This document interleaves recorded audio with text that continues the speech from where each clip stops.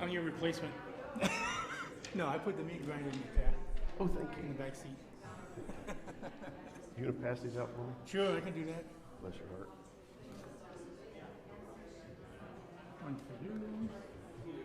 Well, good morning. Believe it or not, it is that time. So I'll ask my lovely wife to find her seat. Lead by example, right? Oh, goodness. We are in Joshua chapter 24 this morning. Seems like it's been a little while since we were here in Joshua. I've got some handouts coming around. If you don't get one, raise your hand. Down in front, Ron. Let me say a couple of words about where we're going from here. Brent asked me this morning what we were covering this morning, and I told him one verse. And I suppose that's a good intro to where we're headed here. Next week, I plan to finish up the rest of Joshua chapter 24, which should complete the book. The week after that is Christmas, the 26th, and we will not have Sunday school that morning. So, word to the wise, we'll have that in the bulletin and announce it and stuff, but the week after that is January 2, or 2nd if you prefer. So we will have Sunday school that Sunday. That'll be our first Sunday of the month, so I expect Rick will be in here. Then I'm planning at this point, Lord willing, to spend 2 Sunday schools, Brent, on Bible and the science. I put my "the" in the wrong place. Science and the Bible. Yeah, just there's only so much you can cover in 2 hours, but I thought it would be fun to do a little time on creation and a little time on the flood, in part because I've got a break between Joshua and Acts. Okay, so 2. So that would be the 9th and the 16th of January. And then we're going to jump into the book of Acts, and I think I've got that coordinated with Gary to where he'll be beginning his series on the Gospel of Luke. 2 books written by the same guy, but in sequence. So hopefully that answers all your questions on where we're headed in Sunday school for the next month, or 2, or year. Okay. So we are right at the end of the book of Joshua. Chapter 24, the last chapter, covers a final, charge by Joshua to the people, kind of a renewal of their promise to be obedient to God. The chapter includes, believe it or not, the burial of the bones of Joseph, which were brought up from Egypt, and by this time were hundreds of years old. And it includes the death of Joshua himself. Just a little note about that. So most of that's what I intend to cover next week. Okay, so what are you doing this week, Kris? Well, verse 1, and I got sidetracked by the last phrase in this verse, and I figured if I've calculated correctly, I can afford to spend a week chasing this bunny trail. So if we make it to the end of this lesson and I don't have to wake anybody up, I'll consider it a success. Thank you in advance for humoring me on this subject, because it really interests me, but I don't assume that means it interests everyone else. Let me read this verse with you. Joshua chapter 24 and verse 1. Then Joshua gathered all the tribes of Israel to Shechem and called for the elders of Israel and for their heads and their judges and their officers. And they presented themselves before God. And Kris asked himself, what does that mean? They presented themselves before God. Because normally, wouldn't you kind of assume if you present yourself before someone, you're in their presence? We have a few other uses of essentially this same phrase. In Exodus 16, it occurs a couple of times where Moses presented himself before Pharaoh. It's the same verb, it's the same adjective, and then it's Pharaoh rather than the Lord or God. And of course, you picture that as Pharaoh probably sitting, and Moses approaches and presents himself before the king of Egypt.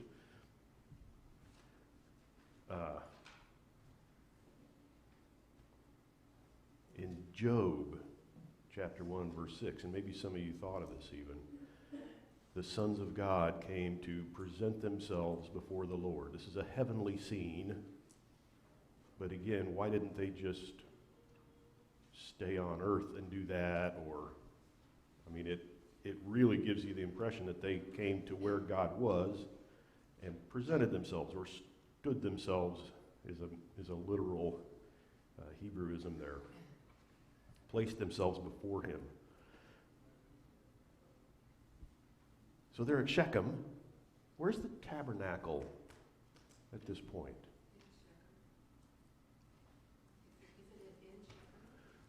No, but it starts with SH. Yeah, they had placed it at Shiloh. How far away is that? I didn't bring a map, and I didn't think to measure that. And that's a great question. 20 miles? Maybe 30? A day's walk. I think you could do it in a day. Well, why did they go to Shechem? I know, right? What is it about Shechem that he's like, I need to get everybody together? If they're presenting themselves before God, they should have gone there. Right? See? She's thinking the same thing I was thinking. If they want to present themselves before God, why don't they go to Shiloh? The tabernacle had been installed there as its permanent home, the place that God chose. And for all we can tell, it remains there for about 3 centuries. So what are they doing up at Shechem? And what did this look like to present themselves before God? Now, you might hypothesize that the tabernacle was temporarily moved up to Shechem for this event. It would be an argument from silence. There's no hint of that in the text itself. And why would they have even done that? Yeah. Is the geography of the place suitable for a large gathering? Is the geography of the place suitable for a large gathering? Do you remember several chapters earlier when the Israelite tribes stood on either side, Ebal and Gerizim, and renewed the covenant? Where was that? That was outside of Shechem, very close by, 1/8 of a mile up the valley. How old is Joshua, right?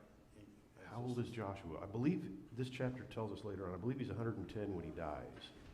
So he's probably over 100. He's close to the end here. Maybe he couldn't get to Shiloh.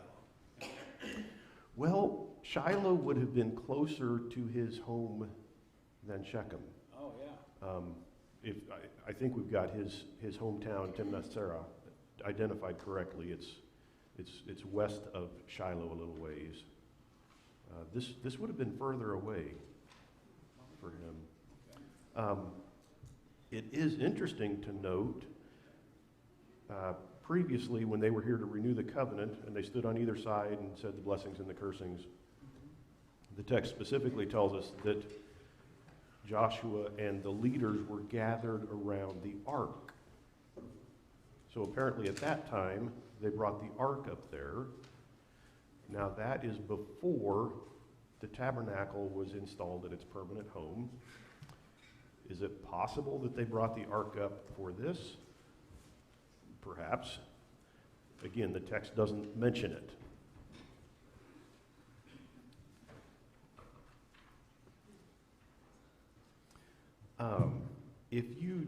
If you follow your finger down the verses here and eventually end up at verse 26, we have an intriguing statement. Joshua 24, verse 26. Joshua wrote these words in the book of the law of God. I would take that to be a scroll, probably a papyrus, perhaps of leather. And he took a large stone and set it up there under the oak that was by the sanctuary of the Lord. What? Sorry, I am intrigued by that statement too. Sanctuary.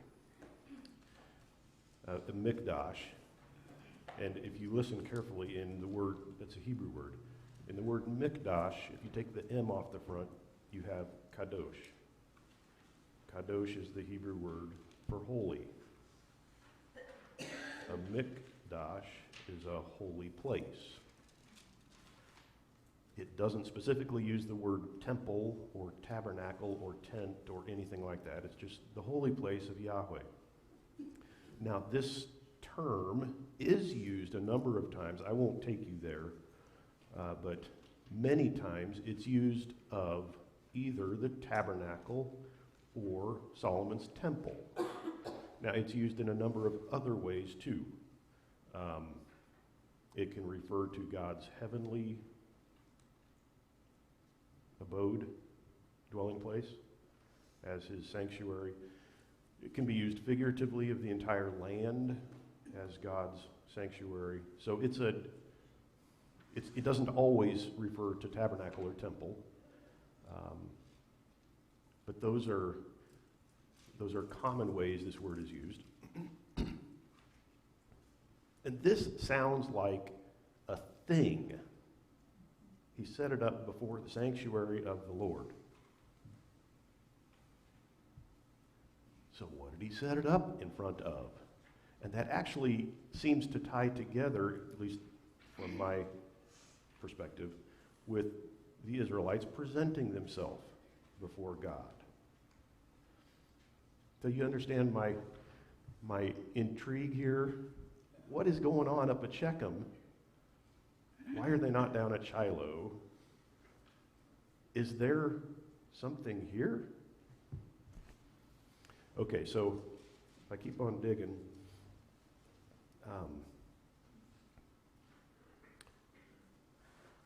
let me run you through a couple of verses here. Part of this is just to show you the importance of Shechem historically within the Israelite tradition, within Israelite history. We've seen Shechem before if you've read through Genesis. And I also want you to pay attention to some key words that'll pop up in some of these verses. Of course, the word Shechem. References to a giant oak. Some versions use the word terebinth there. References to either an altar or a large stone there. Now, I want to read you a few references that come before the time of Joshua, and then move to a couple that come later than the time of Joshua that are also relevant, I think. Okay. So we'll begin here with Genesis chapter 12. Abram passed through the land as far as the site of Shechem to the oak of Moreh, Now, the Canaanite was then in the land. I'll give you just a bit of background here.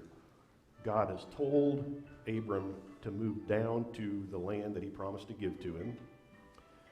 And Abram has done that, and this is the first place he stops in the Holy Land that's mentioned, is Shechem. And it's here, if you keep reading in that text, God renews his promise to Abram to give him the land. So you can see why Shechem would be kind of an important place to Abram. This is my first stop inside the land, and God, when I got here, God renewed his promise to me. Genesis 35 and verse 4, we skip to Abram's son.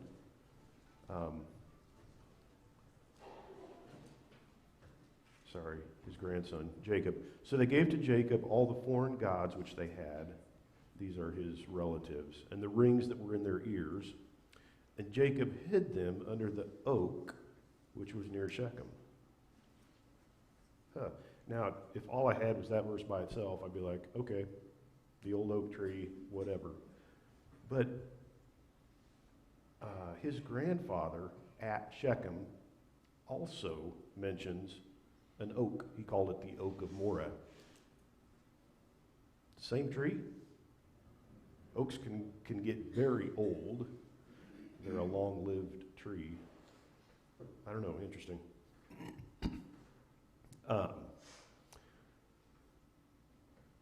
Different note here, Joshua 21:21. This is in the division of the land, specifically here to the Levites. They gave them Shechem, the city of refuge for the manslayer with its pasture lands, and the hill country of Ephraim, and Gezer with its pasture lands. So Shechem was not just any ordinary city. It was one of 6 cities of refuge.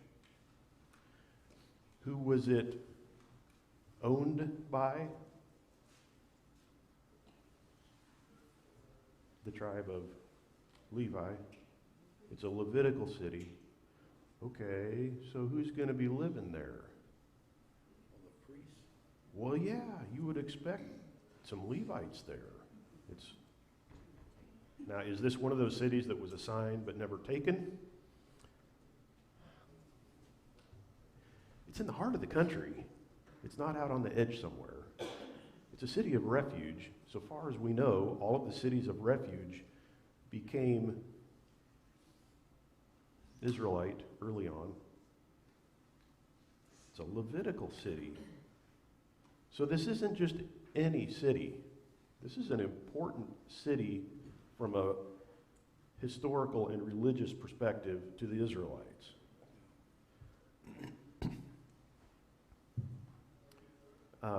Joshua 24:32, that's later on here in this chapter. They buried the bones of Joseph, which the sons of Israel had brought up from Egypt, at Shechem, in the piece of ground which Jacob had bought from the sons of Hamor. Hamor is the Hebrew word for donkey. The father of Shechem, for 100 pieces of money. And they became the inheritance of Joseph's sons. Well, that's kind of interesting, because if you go back and read Genesis, you don't even see this, that he bought land there. But here, the book of Joshua tells us that he did. So he had land holdings there. Now, this was a good 4 centuries earlier. It's interesting to me that they still knew where this plot of land was. Perhaps it was around the well. They had bought the land and then dug the well. I don't know. I'm speculating. But perhaps that's the case. By the way, there's still a place there that is venerated as the tomb of Joseph. And in fact, the Arabs and Israelis fight over that. There's been quite a bit of excitement there in the last decade. I'll let it go at that.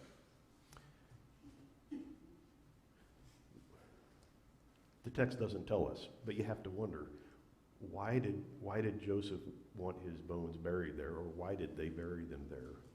I guess we have a bit of an answer. He had land there. But what an interesting place. Why not outside of another holy place, Shiloh or Bethel, or there's a bunch of places where it could have been. Shechem seems to have been important to these people.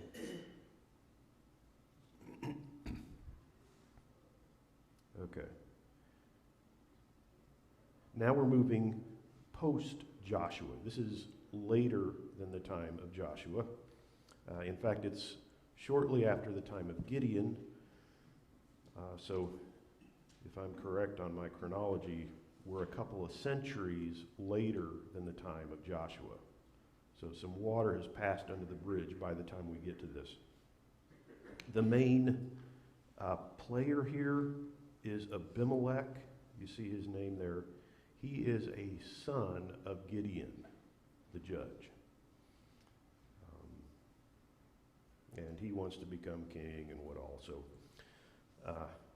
Judges 9 and verse 4, they gave him 70 pieces of silver from the house of Baal Berith, with which Abimelech hired worthless and reckless fellows, and they followed him.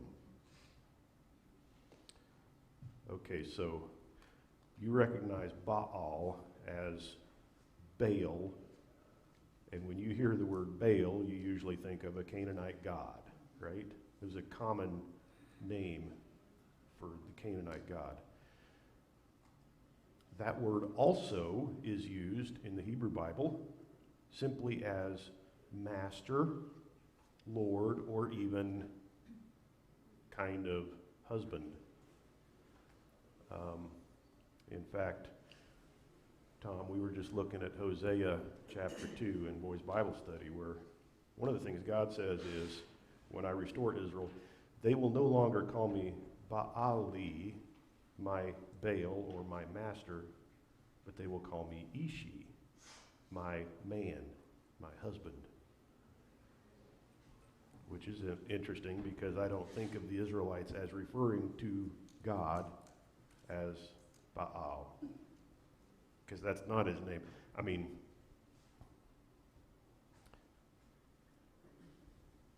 unless you just take it as master or whatever. But anyway, so there's this temple of Baal Berith. Berith is the word for covenant. So if you took those two, Baal Berith, together, you would say Baal of the covenant, or Lord of the covenant. Okay, now that's odd. There's no Canaanite god that's ever referred to as Baal Berith in extra-biblical literature. Now, you might argue that that's what's going on here, but we don't know from any extra-biblical inscriptions or literature or anything like that of a god called Baal Berith. In fact, in non-biblical ancient Near Eastern religion, Mesopotamia, Canaan, Egypt, you don't find gods making covenants with people. Now, a god might be called upon as a witness to a covenant, but the gods themselves never made covenants with people. That's unique to the God of the Hebrew Bible.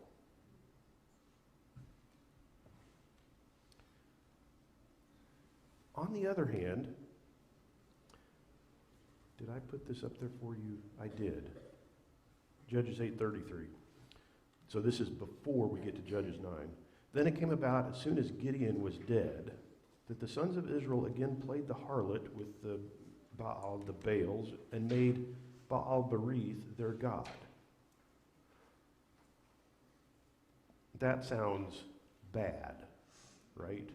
He uses the word, they played the harlot. Okay, so this is not approved behavior. This is something bad. Is it a reference to a purely Canaanite god? Or do we have here Israelites trying to mix Canaanite and true religion together? That wouldn't be a surprise. We have a number of inscriptions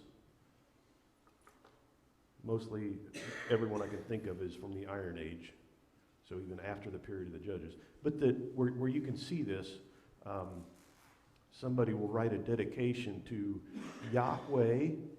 We recognize that name. That is definitely the Israelite God.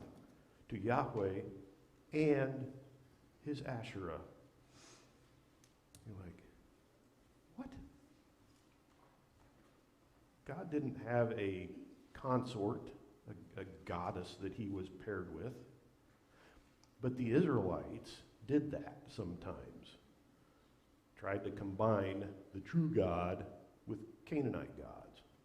So it wouldn't be shocking to me if here in the Judges period they were doing the same thing. We'll use Baal, but we'll call him the Baal of the covenant because, you know, he kind of represented. Do you even remember Rehoboam, the first king of the north, that set up 2 golden calves? And what did he say about them? These are your gods that brought you up out of Egypt. What's he doing? The exact same thing. He's combining imagery and God stuff from the local Canaanite population with aspects of the true historical God. Right? And I see a question over here. Are they worshiping the Lord of the Covenant at Shechem? Yes. Do you think that because a lot of the gods were like, they thought that a god was with a certain area of land or locality, that because Abraham's covenant was there, that they created this deity in their heads that a covenant happened here, so we'll worship the God of that covenant because Yeah. it's here? Yeah, there are at least 2 here in Joshua. 2. Okay, so we have the renewal of the covenant, restatement of the covenant with Abraham here at Shechem. We have the Israelites gathering together earlier to renew the covenant and pronounce the blessings and cursings as covenant. And in chapter 24, we're going to see that too. So yeah, there is a strong connection between this place and the covenant with God. And so yes, I suspect that maybe what's going on is this is after the time of Joshua, a combination of a Canaanite God and this memory of this is where we do the covenant. It's kind of disgusting if that's correct, because, I mean, like the text says there in Joshua 8, they played the harlot. This is prostitution. This is unfaithfulness. This is not the way this is put. Religious prostitution, spiritual prostitution. This is not the way it's supposed to go.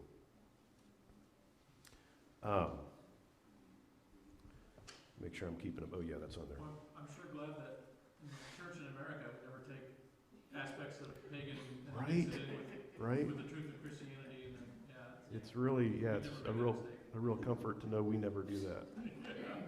Wow.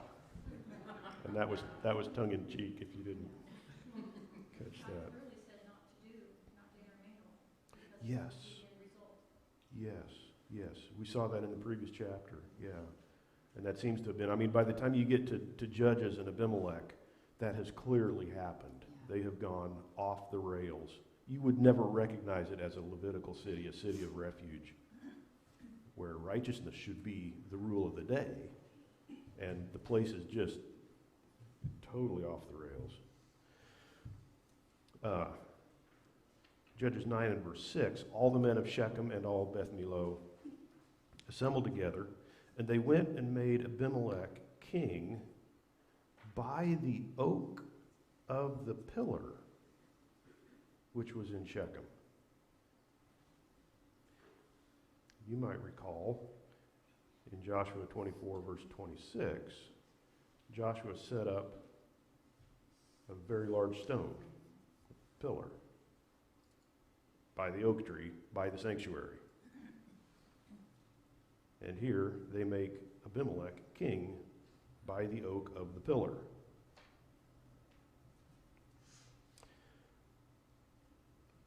This just keeps getting more interesting. Judges 9 and verse 46, toward the end of this story, when all the leaders of the Tower of Shechem heard it, that they were being attacked, they entered the inner chamber of the temple of El Bereth. That means El is God and Bereth is covenant, so the temple of the God of the covenant. What?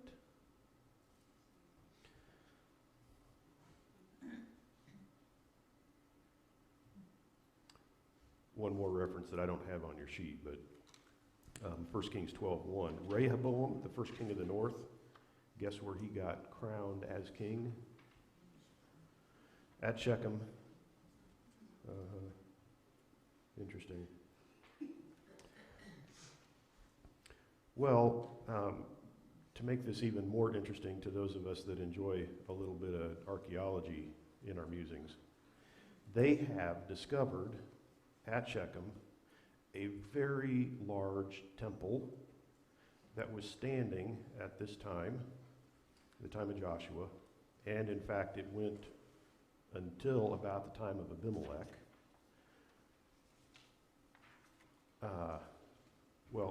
So let me just show you some pictures. I see that hand. If Shechem is so important, then why does Jerusalem become the center later on instead of Shechem? Why does Jerusalem become the center later on? Why did they switch? Because Jerusalem was even more important. If we go back historically, Jerusalem was the place where Abraham offered up, or was willing to offer up, Isaac, Mount Moriah. I can't at the moment take you through all the connected things, but we know that's the same place. That's the place where David prayed and the angel of the Lord that was killing people stopped. So he went up there and built an altar. And God chose Jerusalem.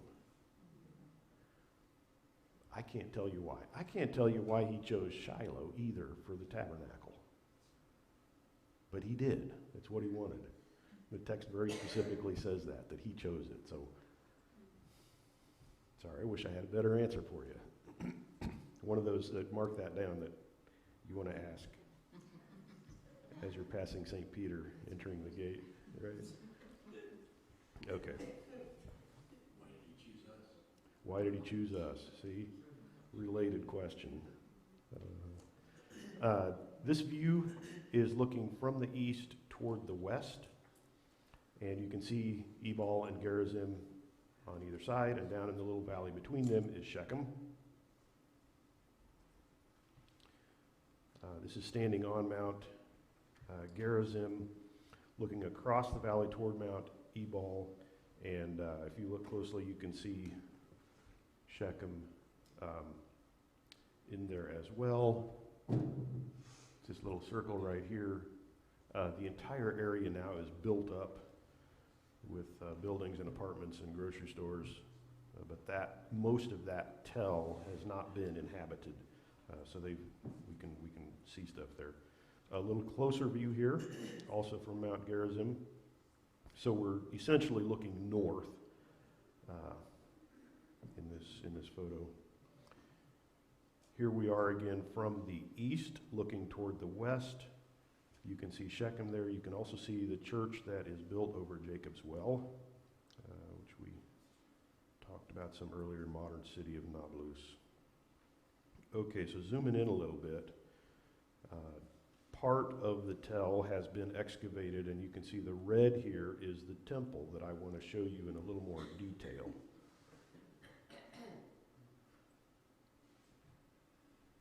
You can already notice, even in this photo, a very large standing stone out in front of the temple. Can you pick that up even from this distance? This photo is taken. Where it says standing stone? Yeah, exactly. But you can actually see it. It's a giant, I don't mean see the label. You can actually see the stone. Arrows in the way. Oh boy, okay. So here's a plan of the city. two gates to this city, which is a little bit unusual. One off on the east side, one on the northwest. A little bit older photo here, and you can see the standing stone that sits out in front of this temple. The big giant white thing. I gave you sizes on that, did I not? I didn't keep one of these handouts for myself, but what's currently there is almost 7 feet tall, almost 5 feet wide, 1.5 feet thick. Sorry, almost 5 feet tall now. Estimated, it's broken on the top. I'll show you a closer up picture. Estimated to have once stood 10 feet tall, weighing over 5 tons. So this is a very large stone standing out in front of here. Now the archaeologists went ahead and excavated in this area out front, and so they built a terrace around here so that they wouldn't have to remove that stone, because it's pretty impressive and seems to have historical significance. If nothing else, I think we can definitely relate this to the events in the book of Judges chapter 9. The tree's not there. The tree's gone. I'll show you the tree on a drawing. So it's hypothesized, right? Sherry? So they said that Joshua, so what's on the stone are words of the book of the law, is that what's on that stone? Yeah. So I would imagine he probably plastered over it and then wrote on it. It's a little bit like a billboard. Anybody can come read this. You don't have to go to the priest and find a copy of the scroll. Anybody can come here and read whatever section of the law this was. An example of graffiti. Kind of like graffiti. Interestingly enough, oh dear, they found a plastered wall down in the Jordan Valley from the Iron Age, time of the Kings, that had a copy of the oracle of Balaam, the son of Peor, that prophesied against Israel. And it was a wall of a house that was plastered, and then somebody had written out this whole thing on there. And eventually it collapsed, which preserved it. So this is not without any kind of precedent. We found a little of this kind of thing even from antiquity. Okay.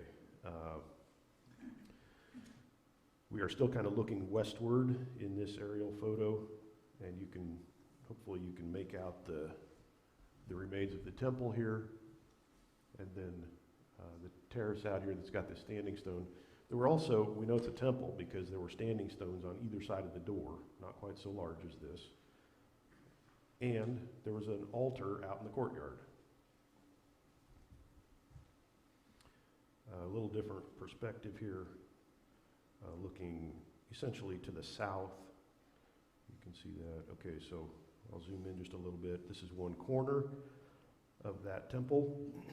In fact, modern historians and archaeologists refer to this as the temple of Baal Berith because of the description in Judges 9. And my question is, could this have even been the place where Joshua brought the Israelites to this Levitical city? I don't know.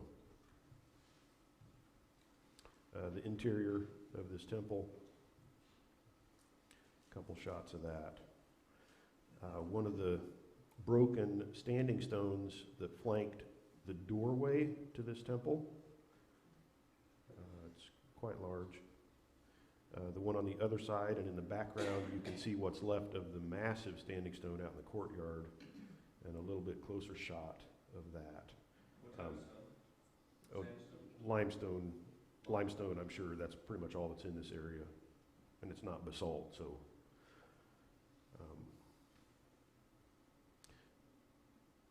And then a couple of pictures, what you've got on your handout, an artist's reconstruction of this. The walls of this temple were so thick that they conclude it had to have been at least a two-story affair. You don't build massively thick walls for a single floor. There's no point in it. And a second drawing from a little different perspective. This temple was built in the Middle Bronze Age. That's when the Israelites were down in Egypt, about 1600 BC, roughly, that it was built. The Israelites came out of Egypt in about 1445. So this is even older than the arrival of Joshua and the Israelites. It was renovated a few times, but it stood until about 1100 BC, which was roughly the time of Abimelech, the son of Gideon, at which time it was destroyed.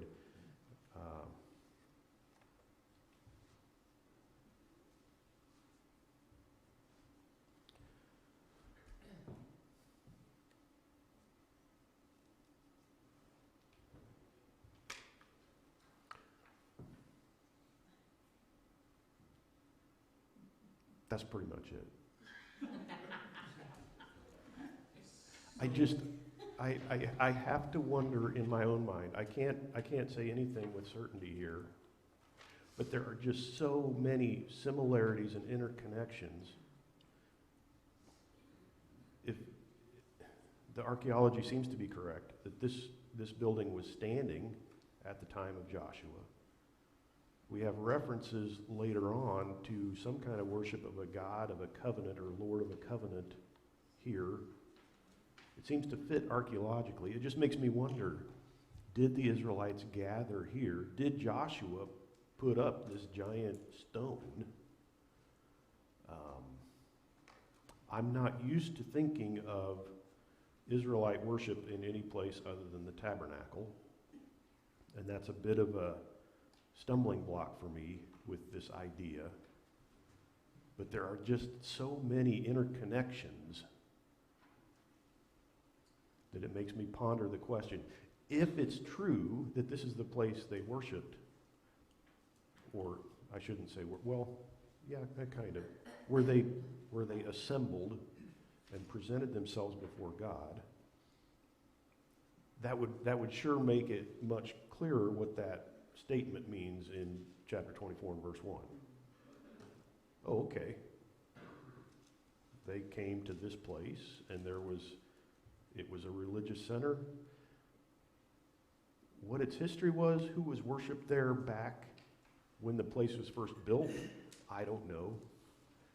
Who was worshipped there later on, in the time of the judges? It sounds like some kind of mix of Canaanite stuff with the true God. And it would not have been the kind of thing God approved of. Is it possible that the true God was worshipped here in the days of Joshua? Maybe.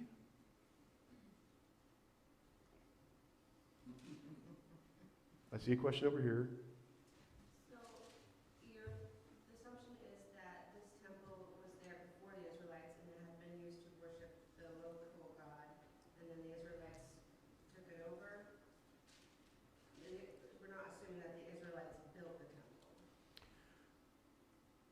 No, it doesn't seem that the Israelites built this. They wouldn't have been in the land at the time it was built.